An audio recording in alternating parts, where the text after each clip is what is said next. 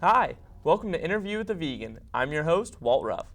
Today I have with me a very special guest, creator of Save the Kales, an award-winning blog and cooking show, Jaime Karpovich. Jaime, thanks for coming in today. Hi, thanks for having me. So our big question is, what is a vegan versus a vegetarian? Yeah, a vegetarian is someone who abstains from eating meat, where a vegan is someone who abstains from animal products and byproducts, not just in food, so there's no dairy milk or eggs or cheese or honey or anything like that, but also in the products you use in your day-to-day life. So it means when you buy shoes, you buy great boots that are non-leather. It means that when you buy makeup, you use cruelty-free products and that whole thing. Right. So why did you decide to become a vegan? Well, many years ago, my father passed away unexpectedly, and I became very sensitive to things dying. Obviously, it was a very upsetting thing, and I wanted to try and avoid causing that kind of harm as much as possible. So, we live in an imperfect world. I know that when I walk down the street, I step on bugs and things like that, but this is about me trying to do the best I can on a day-to-day basis. And was that difficult for you? Sounds like a lot. The transition could be a little weird at first, I guess also depending on where you live, if you have a good support system, like if your family is willing to go along with you, or if they're going to make fun of you at the dinner table, that could certainly be a conflict. However, in 2013, we have blogs, we have websites, we have cooking shows, we have so many resources, more than ever before, to make it easier for people to transition into veganism. I mean, even products, there's vegan cheese at the store, there's vegan hamburgers and chicken patties and all that stuff. So it's an easier time than ever before in history. That's a lot to change in your life. So has that changed your life around completely?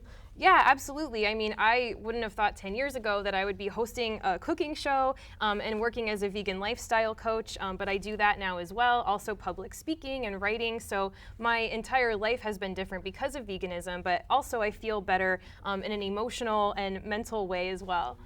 Now, a big concern is when you're a vegan, how do you get protein? Yes, this question is kind of hilarious and funny because I think I don't know if people are genuinely concerned that I'm not getting enough protein, but I can assure you that I am. In fact, most people are, and there's protein in everything. I mean, the only way not to get enough is if you just don't eat any food. So I have some examples here.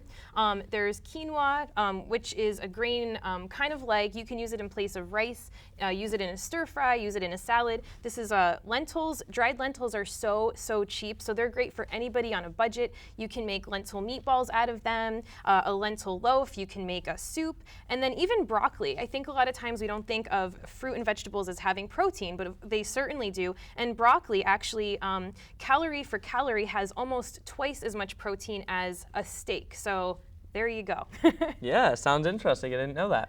Now, for someone who's thinking about becoming a vegan, what advice do you have for them?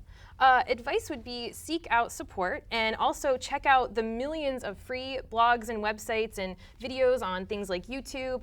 You can find support systems in your town like vegan meetup groups and things like that. So just seek out resources and you're going to find everything that you need. Definitely. Now you brought a cookbook with. Why don't you talk a little bit about that for us? Yeah. Now this is not my cookbook. This is a cookbook of a dear friend. But what's really cool about this cookbook, Great Gluten-Free Vegan Eats, is that it's vegan but also gluten-free. So if you're thinking like, oh, I have to only eat lettuce for the rest of my life, that's not true. This cookbook has recipes like walnut ravioli with vodka sauce, gluten-free and vegan. It has recipes like mango fritters with a coconut dipping sauce, gluten-free and vegan, right? And those sound delicious. Right. So thank you for coming in today, Jaime. It's been a real pleasure. Yeah, thank you. Be sure to check out her website at savethekales.com. And for those of you here at NCC, check out Meatless Monday in the cafeteria every Monday. I'm your host, Walt Ruff. Thanks for tuning in today.